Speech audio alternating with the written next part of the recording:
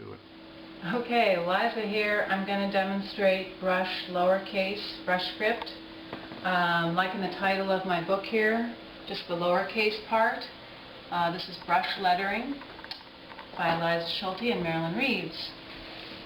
So the basis of my, so I was going to show you my brushes, which are Skoda brushes and Pentel color brush.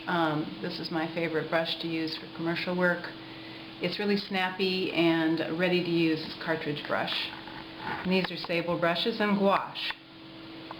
So the basis of the alphabet that I'm going to use is Italic calligraphy, which is based on an ellipse, a slightly slanted oval. And I'll just show you that the brush script is based on the same thing that the calligraphic script is based on, which is this skeleton. An elliptical shaped based alphabet.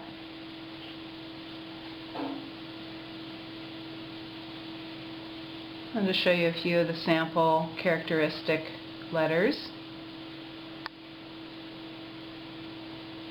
Very tall body heights, we can see them. Characteristic italic branching.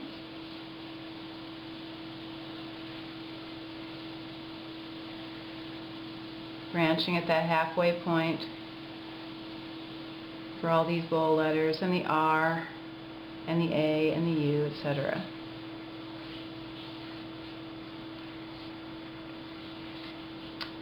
So here's that skeleton, and here's how it looks with a calligraphic tool held at a 45-degree angle over the top of the letters. At a diagonal angle, a calligraphic tool is going to go thick and thin at a certain point. Zigzag, it's the thickest and thinnest. Around these shapes, it's a little bit thinner and a little bit thicker at certain points. And that gives us the italic, calligraphic, lowercase.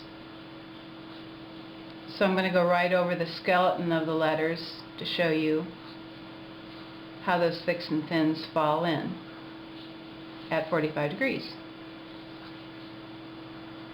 There's the branching. And it's a little bit hard to see with a skeleton underneath, so I'll just show you some freestanding letters so you see what I'm talking about. At a 45-degree angle, that's how the thicks and the thins fall into place.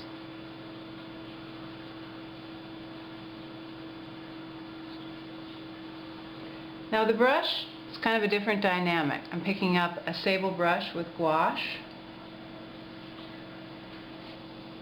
The thicks and thins can be imitated from the calligraphic tool by adding pressure and releasing pressure.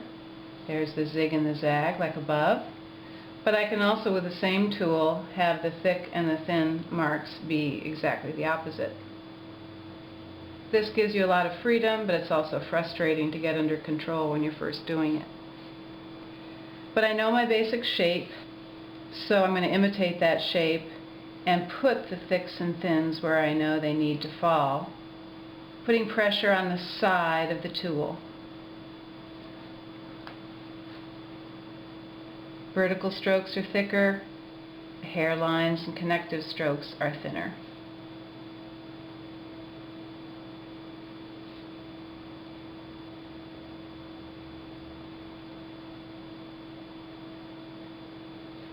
Yes, we did an E.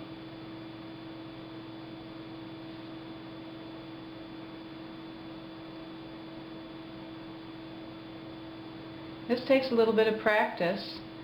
Sometimes it's easier for people to break that continuous stroking into parts by going side and then tip and then side and then tip. That's the way my co-author Marilyn likes to make the letter forms. It makes them a little bit sharper in transition, and there's more high contrast with that kind of letter. Or all in one stroke.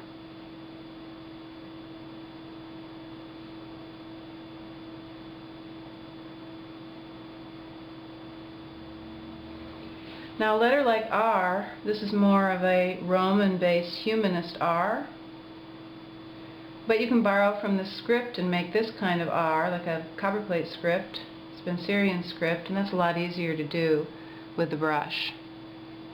This kind of more Roman S, it's kind of hard to place the thicks and the thins on an S like that. It's a lot easier to make the script type of S this way. It's just more compatible with the flow of the tool.